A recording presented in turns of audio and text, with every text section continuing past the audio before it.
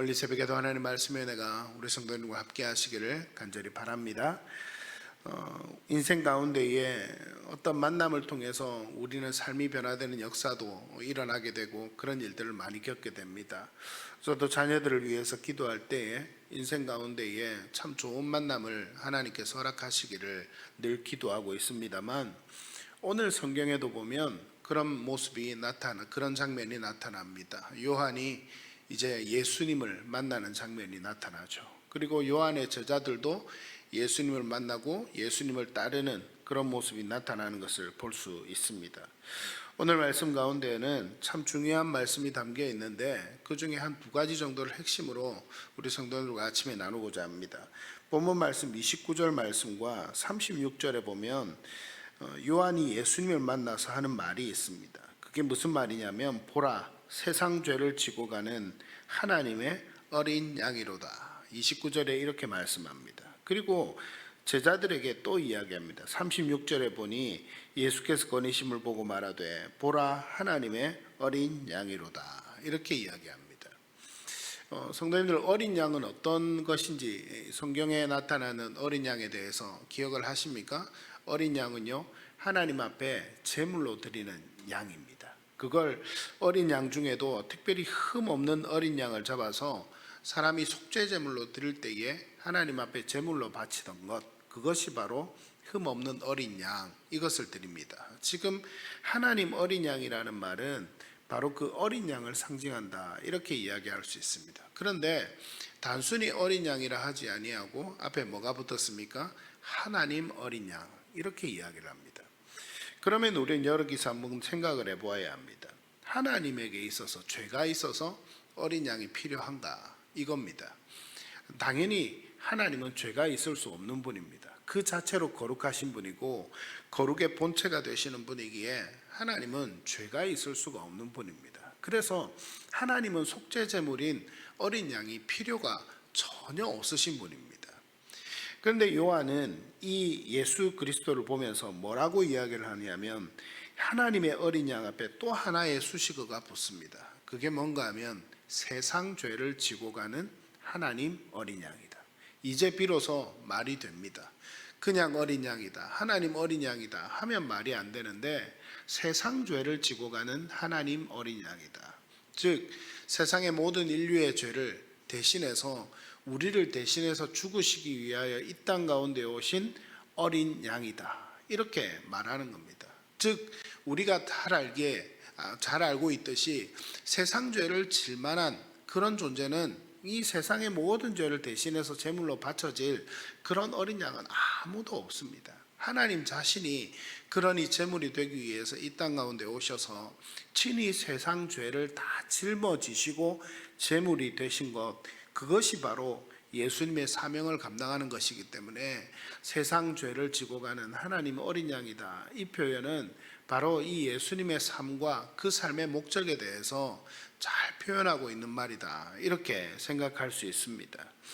이 세상 죄를 지고 가는 어린 양, 이 말씀을 볼 때 우리 성도님들은 어떤 마음을 갖습니까? 이제 오늘 아침에 이 말씀을 들으면서 우리 마음 가운데는 이 새벽기도에 나온 우리 심령에 다시 한 번 더 세상 죄를 지고 가신 이 하나님 어린 양 때문에 우리가 오늘도 이 자리에 나와서 거룩한 것처럼, 또 주님의 보혈의 능력으로 그 피를 믿는 사람들마다 깨끗하게 되어 하나님의 은혜로 거룩하게 되어 이 시간에도 예배의 자리에, 기도의 자리에 나올 수 있게 된 것입니다. 그리고 우리가 그 이름으로 말미암아 기도하며 나아갈 수 있게 된 것입니다. 그리고 더 궁극적으로 우리는 그 예수님, 그 하나님의 어린 양 때문에 우리는 비로소 구원을 받고 찬양하며 예배하며 그 믿음으로 하나님의 은혜 가운데 살아갈 수 있는 그런 존재가 된 것입니다. 오늘 이 새벽에도 그 기쁨과 그 감격으로 충만한 은혜가 우리 성도님들 가운데 있어야 할 것입니다. 그래서 기도하며 나아갈 때에 우리가 하나님 앞에 이 믿음으로 나아갑니다. 하나님, 내 기도를 들어주시는 분, 나의 기도할 이유가 되시는 분, 내가 기도할 수 있도록 인도하신 분, 그것이 바로 내 죄를 대신해서, 세상 모든 죄를 대신해서, 모든 인류의 죄를 대신해서 이 땅 가운데 오신 예수님 때문입니다. 이렇게 믿음으로 고백하면서 먼저 다른 기도 제목을 드리기 전에 하나님께 감사의 기도를 올려드릴 수 있는 그런 우리 성도님들이 되시기를 간절히 바랍니다. 하나님, 어린 양, 그래서 이 가사로 만들어진 그런 찬양의 곡들도 참 많이 있습니다. 우리가 그 고백을 드릴 때마다 오늘 이 장면을 분명히 기억해야 할 것입니다. 또 한 가지 우리 성도님과 말씀을 나누는 것은 저 뒤에 보면 39절 말씀을 한번 보십시오. 39절 말씀을 보시면 38절에 먼저 예수님께서 세상을 향해서 지나가실 때에 이 예수님과 요한과 제자들이 예수님을 만납니다. 그래서 제자들이 이 요한이 예수님을 따라라, 그렇게 하나님의 어린 양이로다 이야기를 하니 그 예수님을 두 사람이 따라가게 되고, 그 예수님을 따라가니 예수님이 이 제자들에게 무엇을 구하느냐 묻습니다. 그러니 예수님이, 이 제자들이 예수님께 이야기하죠. 어디 계십니까? 예수님, 우리가 예수님을 어떻게 따라야 합니까? 이 말입니다. 그 말을 하니 비로소 예수님이 이 제자들에게 말씀합니다. 와서 보라, come and see, 이렇게 이야기를 합니다. 이 말씀은요, 예수님께서 어디 계시는지 묻지만 말고 예수님을 따라와서 직접 나를 따라다니면서 너희들이 보라, 이 말입니다. 너희들이 경험하라, 이 말입니다. 오늘 성경에 보면 예수님과 만나는 사람은 두 종류의 사람이 나타납니다. 첫 번째는 요한이었습니다.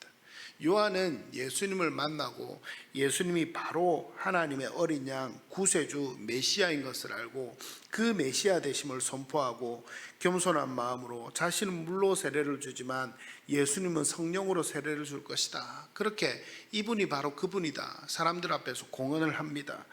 그리고 두 번째로 만나는 사람은 바로 이 제자들입니다. 이 제자들도 예수님을 만납니다.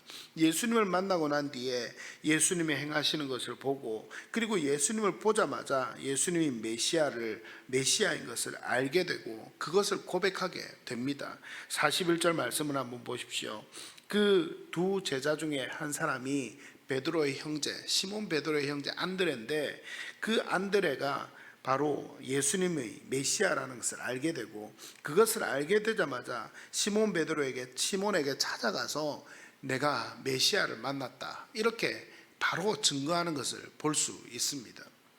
예수님을 만난 사람들, 이 요한과 이 두 제자에게서 바로 나타나는 모습이 있습니다. 그것은 참된 예수님을 만나게 되면 그 예수님을 전하고 증거하는 그런 믿음의 자세가 바로 이들에게 있었던 겁니다. 그리고 이 예수님을 만나자마자 특히 이 안드레는 자신의 형제 시몬에게 이 메시아 하나님 예수님을 만나게 된 것을 바로 전함으로 말미암아 그 시몬을 데리고 옵니다. 그 시몬을 데리고 와서 예수님을 만나게 하니 예수님이 이 시몬을 보시고 네가 장차 게바라 하리라. 게바는 번역하면 누구라고요? 베드로다, 이렇게 이야기를 하는 장면이 나타나는 것을 보게 됩니다. 우리는 잘 압니다. 요한의 아들 시몬에서 이제 바로 예수님께서 이름을 주신 베드로가 되는 역사가 바로 여기에서 일어납니다.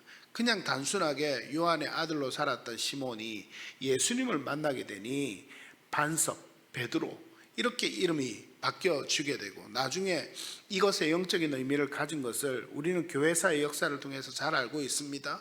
바로 교회의 기초를 놓는 그 반석이 됐던 것이 바로 베드로의 삶이었습니다.